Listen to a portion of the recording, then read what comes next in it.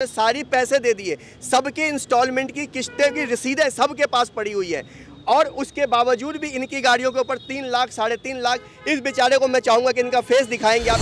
बिना किसी नोटिस के, बिना किसी कोर्ट ऑर्डर के, बिना कोई इन्फॉर्मेशन दिए हुए, बिना डिमांड नोटिस दिए हुए गाड़ी उठा लेते हैं। That is called snatching. वो करते ही करते हैं।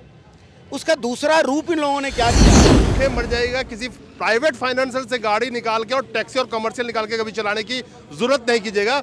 उसके बावजूद भी भूखे तो मरेंगे ही, जो एक छोटा सा आसियाना होगा वो भी बिक जाएगा। एक मरे हुए आदमी की गाड़ी बेची गई, जो कि गाड़ी मरे हुए आदमी की गाड़ी आपको बेच दी। जो कि 3 साल पहले से मरा हुआ है और मेरे से ब्लैंक पेपरों पे साइन कराया हुआ है। और अब बेची आपको वो गाड़ी मेरे को जीआरडी वाले ने बेची। फाइनेंसर है वो। एक मेरे चालक का नई दिल्ली पे मर्डर हुआ है, सिर्फ ईएमआई उसकी लेट हुई है, मगर हम कहते हैं इन्होंने कानूनी गुंडे पाले हैं, कानून के गुंडे पाले हैं। अरबों रुपए का ब्लैक मनी का कारोबार चल रहा है यहाँ पे, लेकिन ईडी भी चुप है और वो पता नहीं क्या कर रहे हैं, हमें समझ में नहीं आ रहा।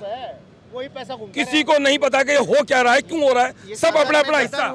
मैं बता रहा हूँ, ये रामराज चल रहा है। आनंद लीजिए रामराज का। ना गुंडे हो, ना बदमाश हो, ना पाल सकते हो। आपके पास इतने पैसे नहीं है, दिन में रोजी रोटी कमाओगे या गुंडे बदमाश पालोगे? अब मैं इसमें रखना चाहता हूँ इस बात को। तो उस कानून के प्रक्रिया को पालन करने के लिए आज के वक्त में न्याय इतना महंगा है कि आम लोगों के बस की बाहर की हो गई है। ये तो सालों साल से चला रहा है। ये तो लूट का बाजार है, ये तो लालाओं का बाजार है, ये तो एक माफिया है इस बाजार में, प्राइवेट फाइनेंसिंग का। देख लीजिए, मैं जब से मैं इस लाइन में हूँ, मैं तब से ये आवाज़ उठा रहा हूँ कि ये जो माफिया है, इस माफिया को हम कैसे ख़त्म कर सकते हैं। माफिया की मदद करने के लिए सरकार पूरे संसाधनों का इस्तेमाल करती है।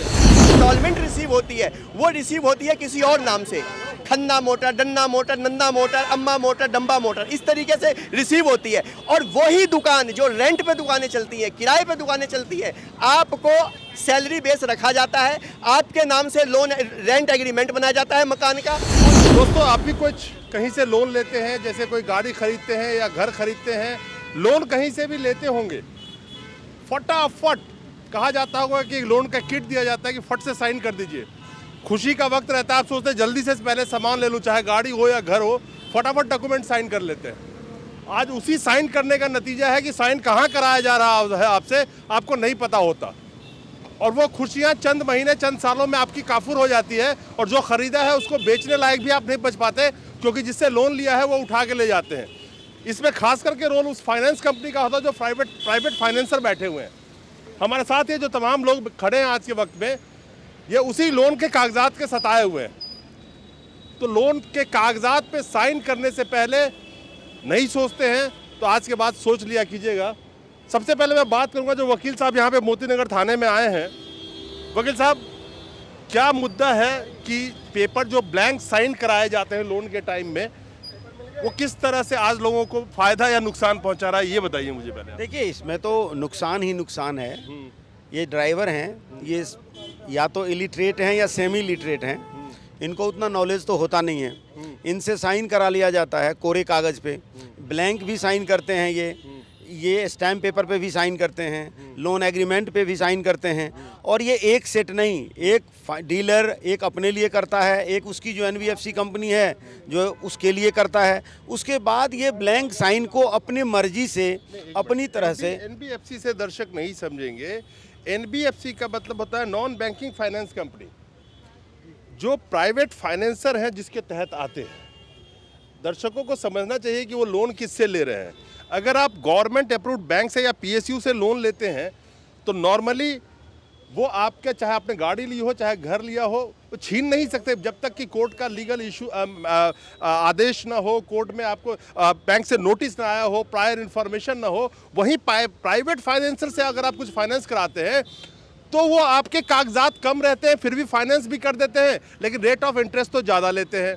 नंबर 1। नंबर 2, उनको भरोसा होता है अपने बाहुबली उन रिकवरी एजेंट का, जो जहां आपकी गाड़ी वगैरह मिलेगी वहां से आपसे छीन लेते हैं उठा करके।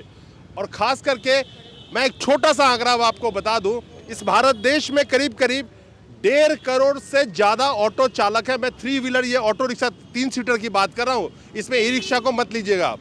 सबसे ज़्यादा ऑटो रिक्शा कहाँ चलती है भारत में? मुंबई में, करीब 1.5 से 2 लाख। उसके बाद आता है दिल्ली का नंबर। मौजूदा वक्त में करीब करीब 1.25 लाख ऑटो ड्राइवर है।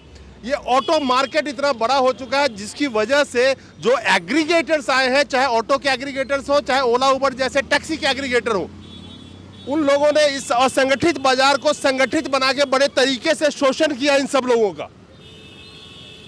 लेकिन जब ये प्राइवेट फाइनेंसर से गाड़ी लेते हैं, और हाँ एक आंकड़ा और, 50 लाख ऑटो ड्राइवर रोज रोड पे रहते हैं।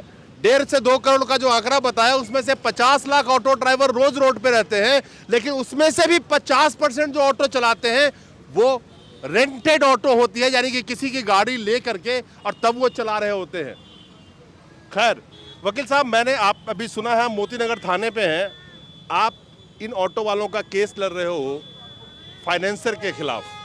जी आप पे हमला हुआ है, आप पे हमला होने की क्या वजह है? सर देखिए, मेरे हमला होने का सबसे पहले तो मैं आपको बता दूं कि मैं हाई कोर्ट से एक ऑर्डर लिया है जिसमें बुरारी ट्रांसपोर्ट अथॉरिटी के ऑफिसर एज वेल एज जितने भी फाइनेंस माफिया हैं दिल्ली शहर में, जितने भी अनऑथराइज्ड डीलर्स हैं या कुछ एक एनबीएफसी कंपनीज भी हैं उनके साथ मिले हुए, उनके खिलाफ मैंने एक बहुत बड़ा ऑर्डर लिया है। और उस ऑर्डर के बाबत एलजी साहब का भी स्टेटमेंट आया और उसके बाद एंटी करप्शन ब्रांच ने एक एफआईआर भी किया है इन लोगों के खिलाफ और ये इन्वेस्टिगेशन पेंडिंग है। और उसी दिन से, जब से ये ऑर्डर हुआ है, तब से मैं इन लोगों के रडार पर हूँ। ये मेरे को टारगेट कर रहे हैं, दिस वे और that way they are trying to eliminate me. उसके बाद क्या हुआ है, एक शिव ऑटो सेंटर है जो एक्चुअली कुछ दिन पहले भाग गया अक्टूबर 2022 में। उसके बहुत सारे ड्राइवर्स जो हैं मेरे पास आए और लॉयर्स के पास भी गए होंगे। उसमें से 18 ऐसे ड्राइवर हैं जो मेरे पास हैं, उनका मैंने केस किया। अब वहाँ भी स्टेज ये है कि उन सबों पे एफआईआर होगा, जो भी डीलर, फाइनेंसर या जो भागा हुआ है। तो ये सारे लोगों को लगता है कि ये लॉयर ही करवा रहा है, इस कारण से। सर मैं आपकी बात समझ गया। सब्जेक्ट की बात यहाँ ये करते हैं जिस वजह से हम लोग यहाँ इकट्ठे हुए हैं। क्या जो ब्लैंक पेपर पे साइन कराए और किस्त डिले होने की वजह से या ना देने की वजह से, क्योंकि कोविड का जो काल गया है, तो उस वक्त में खास करके जो ट्रांसपोर्ट सेक्टर से जुड़े लोग थे, मैं सिर्फ ऑटो वाला क्यों कहूँ, कोई ट्रक वाला घर में ट्रक तो नहीं चला रहा होगा, कोई ऑटो वाला घर में तो वर्क फ्रॉम होम नहीं कर रहा होगा, कोई टैक्सी वाला घर में तो नहीं चला रहा होगा, सबके हालात खराब है। तो क्या जो ईएमआई में लेट होती है उस पे तो एक तो मनमाना फाइन लगाएंगे प्राइवेट फाइनेंसर, पहले याद रखिएगा। उस मनमाने फाइन के बावजूद भी आपको अगर देने में जरा भी डिले होगी तो वो गाड़ी उठा के दूसरों को बेच देते हैं। बिल्कुल, I am right? Right, 100% right. किस तरह से इलीगली, ये केस सब तो बहुत हुए हैं, आए दिन सुनने को रोज मिलते हैं कि फलाने का गाड़ी इलीगल तौर पे उसने वहां से उठा लिया, गाड़ी लेके जा रहा था, 4 गुंडे पीछे लगा दिए, फाइनेंसर ने गाड़ी उससे छीन ली। लेकिन सुप्रीम कोर्ट और कोर्ट का ऑर्डर तो कुछ और कहता है, this is not the right way. आप उस पर लीगल नोटिस दीजिए, उसको नोटिस दीजिए कि हम इतने आप नहीं दे पा रहे हैं, कब देंगे, ये देंगे, कोई कम्युनिकेशन नहीं, गाड़ी एकदम से उठा लेते हैं। मुद्दा तो यही है ना? बिल्कुल बिल्कुल, ये मुद्दा है। एक्चुअली क्या है, उसमें मैं थोड़ा सा एक्सप्लेन करूंगा। यहाँ डिस्प्यूट 2 तरह का हो गया। एक डिस्प्यूट तो ये है कि बिना किसी नोटिस के, बिना किसी कोर्ट ऑर्डर के, बिना कोई इन्फॉर्मेशन दिए हुए, बिना डिमांड नोटिस दिए हुए गाड़ी उठा लेते हैं, दैट इज़ कॉल्ड स्नैचिंग। वो करते ही करते हैं। उसका दूसरा रूप इन लोगों ने क्या किया है कि आज के डेट में कि कोर्ट में जाते हैं, लेकिन कोर्ट में वो मिसरिप्रेजेंट करते हैं। कोर्ट को वो सारी बातें बताते नहीं हैं, कोर्ट को बताते हैं एक्स और एक्चुअल फैक्ट है वाई, और कोर्ट से ऑर्डर ले लेते हैं। जब ये ऑर्डर ले लेते हैं, उसके बाद प्रॉब्लम ये होती है, जो ड्राइवर है वो पढ़ा लिखा तो है नहीं, वो समझता है कोर्ट से ऑर्डर ले लिया, और उनको कहा भी जाता है अब मैंने कोर्ट से ऑर्डर ले लिया, अब तेरा कुछ नहीं होगा, तू यहाँ से जा, और उसकी गाड़ी छीन लेते हैं। दोनों में डिफरेंस सिर्फ इतना है कि एक में डायरेक्ट स्नैचिंग होती है, एक में कोर्ट को बरगलाकर, कोर्ट को गुमराह कर, कोर्ट में फैक्ट्स को कंसील कर, माने कोर्ट को पता नहीं चलने देते। I know the conceal word, I know the manipulation. Yes, ये मैनिपुलेट करके, मिस रिप्रेजेंट करके, कोर्ट ऑर्डर ले करके, और उसके बाद वो गाड़ी उठा लेते हैं। एचपी किसी और की है और गाड़ी कोई और, ऑर्डर कोई और ले रहा है, और इसकी सुनवाई तो तभी होगी जब हम कोर्ट में जाएंगे। और हर ड्राइवर इतना पढ़ा लिखा नहीं है या इतना फाइनेंशियल ये स्ट्रांग नहीं है कि हर ड्राइवर जा कर के वो केस लड़े, कोर्ट को बताए कि मेरे साथ ऐसा हुआ है। ये समस्या है। मैं आपको एक चीज़ बता दूं कि जो भी इसको सुन रहे हैं इतना याद रखिए कि भूखे मर जाएगा, किसी प्राइवेट फाइनेंसर से गाड़ी निकाल के और टैक्सी और कमर्शियल निकाल के कभी चलाने की जरूरत नहीं कीजिएगा। उसके बावजूद भी भूखे तो मरेंगे ही, जो एक छोटा सा आशियाना होगा वो भी बिक जाएगा। आप अध्यक्ष है बता रहे हैं, हाँ बताइए। जनरल सेक्रेटरी हूँ, हमारी एक संगठन है। हमारे वकील साहब के ऊपर जो हमला हुआ है, जिस संबंध में हम सारे लोग यहाँ पर आए हैं, हमारे अध्यक्ष जी, हमारे वाहिद बाबा खान साहब, सभी लोग यहाँ पे जमा हुए हैं। ये एक बार नहीं, ये कई बार उनके ऊपर हमला हुआ है। जब लास्ट बार ये हमला हुआ है तो बहुत ज़्यादा ही जानलेवा हमला हुआ था, जिसको एक बहुत ही अलग तरीके से अंजाम देने की कोशिश की गई कि उनकी बीच रोड पे उनकी गाड़ी का शीशा तोड़ा गया ड्राइवर की साइड से, कि ताकि उनकी गाड़ी एक्सीडेंटली हो जाए और उनको कोई बहुत ज़्यादा हार्म हो जाए। इन्हीं सब चीज़ों को दिए हुए 14 तारीख को कंप्लेंट दिया था, लेकिन अभी तक उस पर कोई कार्रवाई नहीं हुई। इसीलिए सभी संगठनों ने एक कंबाइंड मीटिंग करके कहा था कि एक बार एसएचओ साहब से मिलने चलते हैं और उनको ये सारी रिपोर्टें देते हैं। जैसा कि बताया गया कि अभी हमारे को 14 साथी हमारे सारे ड्राइवर्स आए हुए हैं, जो इंडिविजुअल ड्राइवर्स आपको बताएंगे कि इन लोगों का कोई लेना देना नहीं, उन्होंने सारी पैसे दे दिए, सबके इंस्टॉलमेंट की किस्तें की रसीदें सबके पास पड़ी हुई है, और उसके बावजूद भी इनकी गाड़ियों के ऊपर 3 लाख 3.5 लाख। इस बेचारे को मैं चाहूँगा कि इनका फेस दिखाएंगे आप, इनको कवर करेंगे कि इस बेचारे को डेथ पर्सन की गाड़ी बेच दी गई और आज इस आदमी से 3.5 से 4 लाख रुपए की डिमांड की जा रही है। विशेष करके एक फाइनेंस कंपनी जो है, जो एक पूरे ऑटो सेक्टर के अंदर में रिकवरी का काम कर रही है, बैड डेप्ट रिकवरी का काम कर रही है। अपनी कंपनी का यूज़ वो बैड डेप्ट रिकवर के लिए करती है, क्योंकि जैसा आपने पहले कहा कि ब्लैंक डॉक्यूमेंट साइन किए हुए होते हैं, तो ब्लैंक डॉक्यूमेंट उनके पास ट्रांसपोर्ट हो जाते हैं, और उस ट्रांसपोर्ट होने की वजह से अब वो कहता है कि ये फाइल मेरे पास है। जैसा कि आप जानते हैं एनओसी और फॉर्म 35 के बगैर उस गाड़ी का आगे कोई प्रोसीजर नहीं हो सकता। दोस्त, मैं सिर्फ एक चीज़ जानता हूँ कि इस देश में आम आदमी के लिए सिर्फ एक चीज़ की उम्मीद होती है, कानून की। जी, आप ना गुंडे हो, ना बदमाश हो, ना पाल सकते हो। आपके पास इतने पैसे नहीं है, दिन में रोजी रोटी कमाओगे या गुंडे बदमाश पालोगे? अब मैं इसमें रखना चाहता हूँ इस बात को। तो उस कानून के प्रक्रिया को पालन करने के लिए आज के वक्त में न्याय इतना महंगा है कि आम लोगों के बस की बाहर की हो गई है। आखिर जब आप न्याय के लिए जाते हैं तो क्या दिक्कतें क्या आ रही है आप? सबसे पहले तो न्याय के लिए जाने में सबसे बड़ी चीज़ हो कि हम लोग इतने पढ़े लिखे और इतने सक्षम नहीं हैं कि अपनी बात को पॉइंट ऑफ लीगल तौर पे रख सकें। दूसरी बात, हम इतने कमज़ोर होते हैं कि अच्छा वकील हायर नहीं कर सकते। जब हम प्रशासन से नियमों के अनुसार, पुलिस से, व्यवस्था से, डीएम से मदद मांगने जाते हैं तो वहाँ पर भी हमें मदद नहीं मिलती है, और जो डॉक्यूमेंट हम वहाँ साइन करते हैं उनका रेफरेंस दिया जाता है कि ये डॉक्यूमेंट तुम्हारे आ गए, अब तुमने गलत किया है। हमने गलत किया था तो किसी एक आदमी के साथ किया था, लेकिन ये ट्रांसपोर्ट होकर अलग अलग जगहों पे जाता है। ये भी तो कहीं ना कहीं गैर कानूनी काम है जो वो लोग करते हैं, तो ये गैर कानूनी श्रेणी में क्यों नहीं आता है? क्या हमारे देश के अंदर क्या है, एक हमारे पढ़े लिखे वकील 14 तारीख को उन पर अटैक होता है और आज हम 21 तारीख को इकट्ठे हुए हैं, आज तक उसकी FIR तक नहीं हुई। जब वकीलों के साथ हमारे देश के अंदर ऐसा हो रहा है, पढ़े लिखे एजुकेटेड लोग हो रहा है, और आज तक वो SHO के नॉलेज में ही नहीं आया। अब हम मिले, SHO साहब ने कहा हमें, हमारे नॉलेज में नहीं आया। तो ये कैसा देश है हमारा? आपको एक चीज बता दूं, हाँ जी। वकील साहब के साथ ऐसा हो रहा है, कानून मंत्री रिटायर्ड जज को कह रहे हैं कि भारत विरोधी गैंग के हिस्से हैं 2-4, तो आप वकील साहब की बात करते हो। देश में तो कानून ऐसा ही चल रहा है। एनीवे ये हमारी एक मिनट, ये दिल्ली है जहाँ पर भारत के राष्ट्रपति से लेकर के और हर CBI ED सभी यहीं बैठे हुए हैं। अब इतना बड़ा मामला है, 1 लाख ऑटो चल रहे हैं, जिसके बीच में कम से कम 3.5 लाख रुपए हर ऑटो के ऊपर ब्लैक मनी चल रही है, और इसको हिसाब लगा अरबों रुपए का ब्लैक मनी का कारोबार चल रहा है यहाँ पे। लेकिन ED भी चुप है और वो पता नहीं क्या कर रहे हैं, हमने समझ में नहीं आ रहा। वही पैसा घूमता किसी को नहीं पता कि हो क्या रहा है, क्यों हो रहा है, सब अपना अपना हिस्सा। मैं बता रहा हूँ, ये रामराज चल रहा, आनंद लीजिए रामराज का। मैं पूरी किस्तें जमा कर चुका हूँ, उसके बावजूद भी मेरे ऊपर 4,30,000 रुपए निकाल रहे हैं। पूरी किस्त जमा करने के बाद कोई स्टेटमेंट नहीं है आपके पास? मेरे पास स्टेटमेंट है। तो फिर कैसे निकाल देगा? बोलते नहीं हो? ये जबरदस्ती का राग है सब। उसके भागने के बाद पूरी किस्त देने के बाद भी इन पे 4,30,000 रुपया। अब स्टेटमेंट मुझे व्हाट्सअप कीजिएगा, मैं जरा देखूं कैसे आपको स्टेटमेंट कौन सा दिया है। आपके साथ क्या हुआ, शॉर्ट में बताओ। हाँ, सर मुझे एक मरे हुए आदमी की गाड़ी बेची गई, जो कि गाड़ी मरे हुए खरीदने- आदमी की गाड़ी आपको बेच दी? हाँ, जो कि 3 साल पहले से मरा हुआ है, और मेरे से ब्लैंक पेपरों पे साइन कराया हुआ है।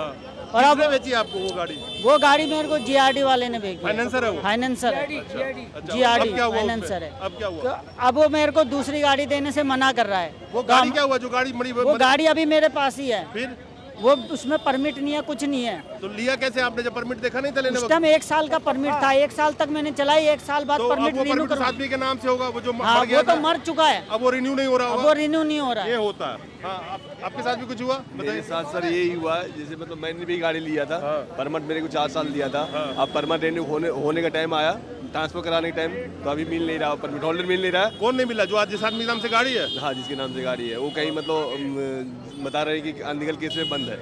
अब मैं गाड़ी डीलर को कह रहा हूँ गाड़ी चेंज कर दो। अब यहाँ पे एक चीज समझ लीजिएगा, मैं ये इसलिए सुना रहा हूँ कि किसी भी दूसरे आदमी की गाड़ी दूसरे आदमी को कोई बेच रहा होता है, सस्ता या महंगा बात की बात है, वो आपके लिए कूड़ा साबित होगी जो ये झेल रहे हैं। हाँ, मैं यही चाह रहा हूँ, मतलब कि उनको कह रहा हूँ, मतलब डीलर को कि मेरी गाड़ी आप दाम लगा के रख लो, मैं दूसरी गाड़ी दे दो, लेकिन वो मंजूर कर रहे हैं वो। चलिए, ये अलग अलग तरह की समस्या है। सबसे बड़ी समस्या प्राइवेट फाइनेंसर से आप फाइनेंस कराते हैं तो आप तो सर ऑटो का फाइनेंसर कहाँ, प्राइवेट सारे तो प्राइवेट है, सारे डीलर बैठे हुए, कहाँ इसी कंपनी कहाँ है? ऑटो बजाज वाली की जो डायरेक्ट मिले ड्राइवर की कंपनी का है कहाँ? दिल्ली में है, सारे तो डीलर बैठे हुए, सारे डीलर बैठे हाँ, सारे डीलर बैठे हुए दिल्ली में। कहीं डीलर है ही नहीं इसका कि हम डायरेक्ट कॉन्ट्रैक्ट ले। ये मेरी कहने मतलब कॉमर्शियल गाड़ी जो ऑटो चल रही है, ये सारे डीलर के पास क्यों बिक रही है? आखिर वजह क्या है? बैंक से फाइनेंस नहीं होती है। नहीं हो रही। करता ही नहीं है कोई हमारी गाड़ी। जरा मुझे बताने का मौका दें।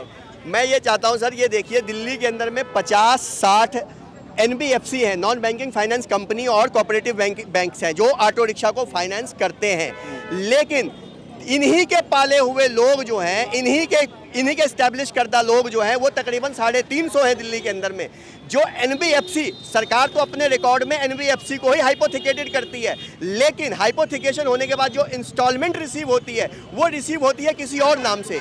खन्ना मोटर, डन्ना मोटर, नंदा मोटर, अम्मा मोटर, डंबा मोटर, इस तरीके से रिसीव होती है। और वही दुकान जो रेंट पे दुकानें चलती हैं, किराए पे दुकानें चलती है, आपको सैलरी बेस रखा जाता है, आपके नाम से लोन रेंट एग्रीमेंट बनाया जाता है मकान का, और फिर आपको सैलरी से हटा दिया जाता है। उस हटाने के बाद से आपको वो कहा जाता है कि ये दुकान बंद हो गई। अब ये ड्राइवर जब अपने हिसाब लेने के लिए जाता है तो कहता है दुकानदार चला गया।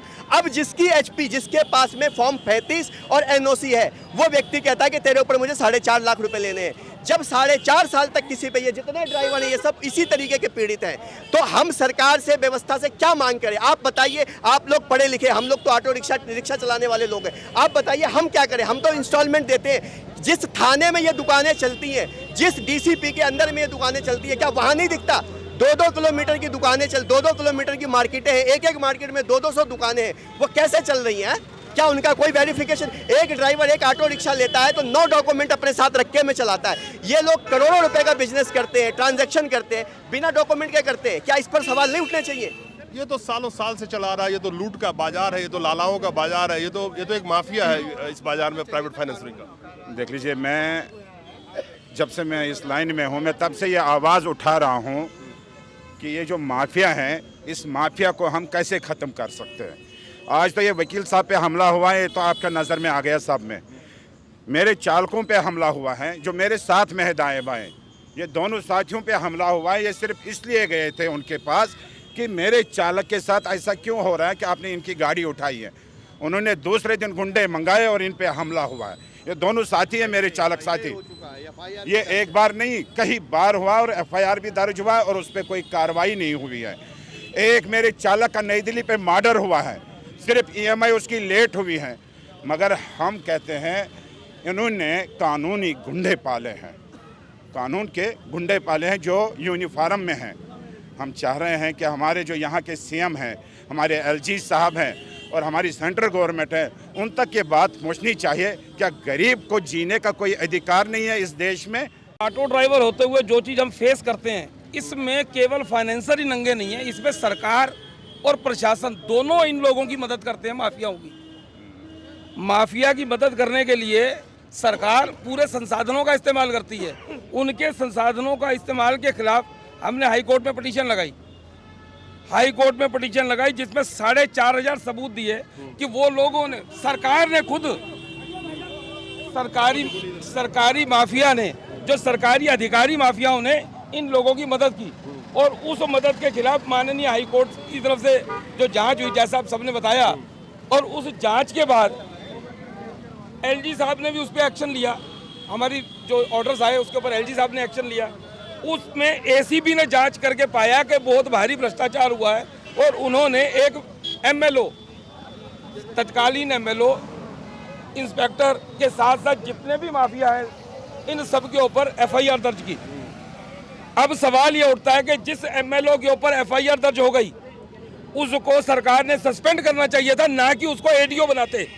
बड़ा दुख होता है कि एक ऐसे आदमी को जो फाइनेंस माफिया को बढ़ावा देता है और जिसको खुद सरकार सस्पेंड करना चाहिए, जिसके खिलाफ एफआईआर दर्ज हो गई, उसे अधिकारी बना करके प्रोत्साहन देती है। यहाँ पर इन लोगों के देखिए मैं एक चीज़ जानता हूँ कि ये केस कोई ना पहला है ना आखिरी है।